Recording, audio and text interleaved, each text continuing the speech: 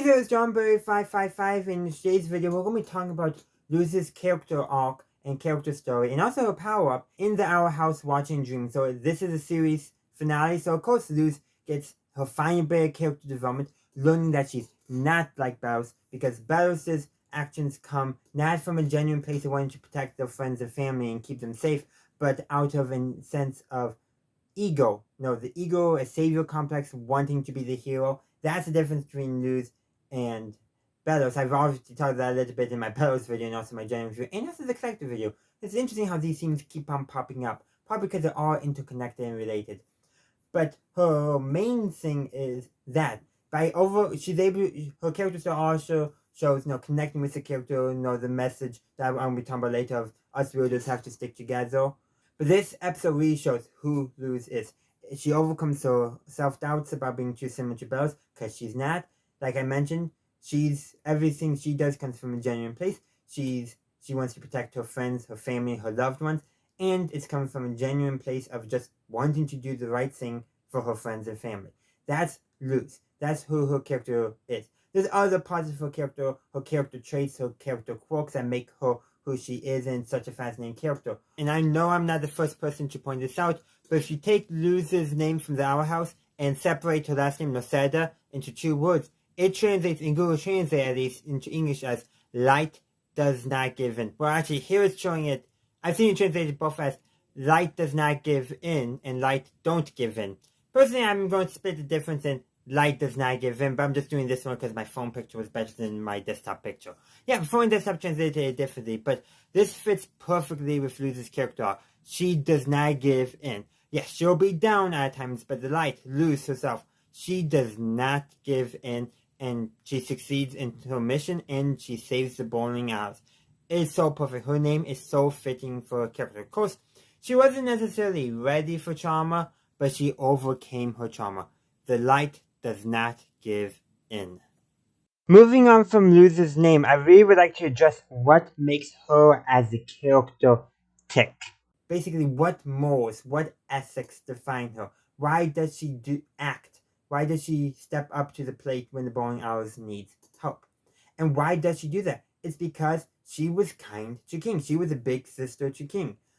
Early on in I think it was episode 2, but definitely season 1, Luz essentially learns that, she's not the chosen one, that chosen one prophecies are BS, that they just don't exist in the bowling aisles in the demon realm. Makes sense. It's a very good lesson for her to learn.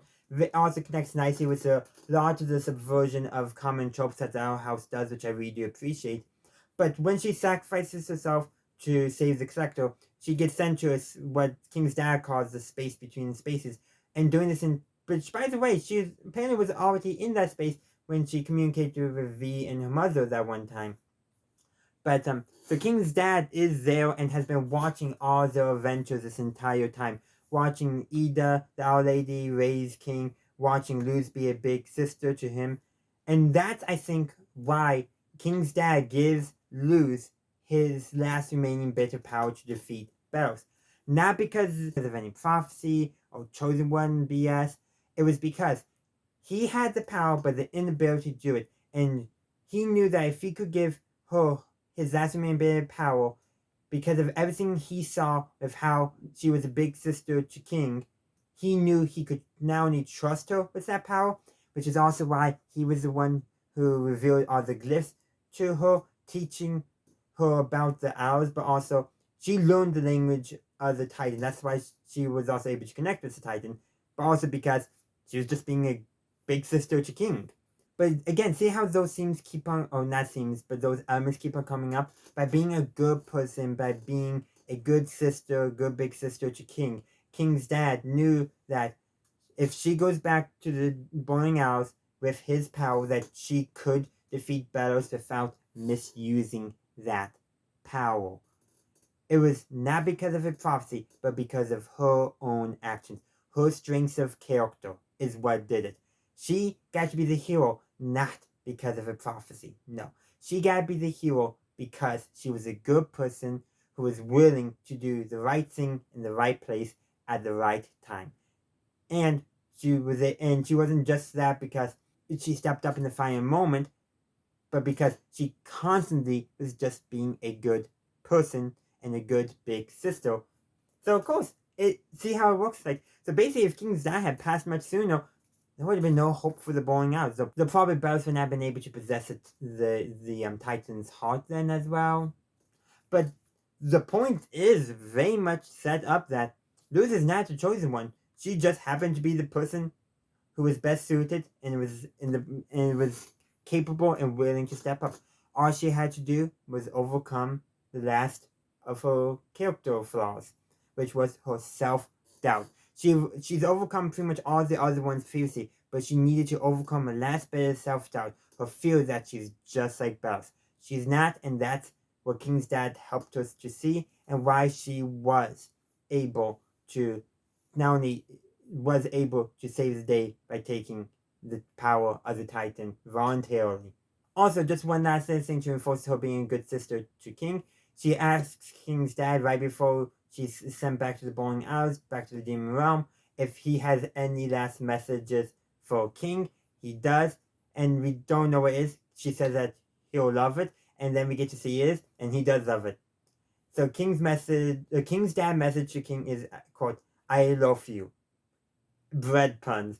That goes all the way back to, I think it was a season 2 episode where Luz and King were just making bread pun after bread pun after bread pun. But that also shows what good of a father King's dad is to King, even though he was not present. For that better, it would be like if, almost like a father who was away, like serving overseas, but kept in regular communication. So even though we're separated by distance, or in this case separated by dimensions, we're still trying to be involved in their children's life, his son's life, and to, for that better term, be a good father. Now, helping Luz learn those magic abilities was, I think, a little bit of King's dad's way of helping protect his son, seeing that Luz was a good big sister to him. And the last interaction confirmed that to him. And even though he never got to see Luz relay that message to King, he knew she was going to do it, and she does. That's so perfect, and why her character arc is so great. In her power-up form, kind of half human, half Titan, which actually kind of, because back in Once Upon a Swap, man, that episode had a lot more foreshadowing than we expected. Interesting. But literally, when they body swap, King is placed in Luz's body, which is kind of hilarious, but a little bit of those character traits there, because they changed the design for that, pop up right again in here in Luz's Titan form, which is nice foreshadowing. I don't know if that was intentional or not, but it was just perfect. I mean, man, the most reviled episode has something foreshadowing the season finale. Who would have thought? But yeah, that's all I think I have for today. But there's more. Oh, and we never got to see Luz's Titan form. No, they do have those memory trees or things, so it's not impossible. And there's a spell that allows you to go into the mindscape too. So it's very, very possible. But anyhow, that's truly all I have for you in this video. Let me know your thoughts on Luz's character arc and character story down below. One last thing I think I forgot to mention, but Luz is the one who managed to teach the collector the lesson the collector needed to learn, which is very important. It's kind of why she is the main character of the show, but it's because she has that good heart. She was a good big sister to King, and that also makes her capable of connecting with the collector, because there's similarities between the collector and King, because they were both at one point childs who just needed to grow up and learn some lessons. And isn't that just so poetic?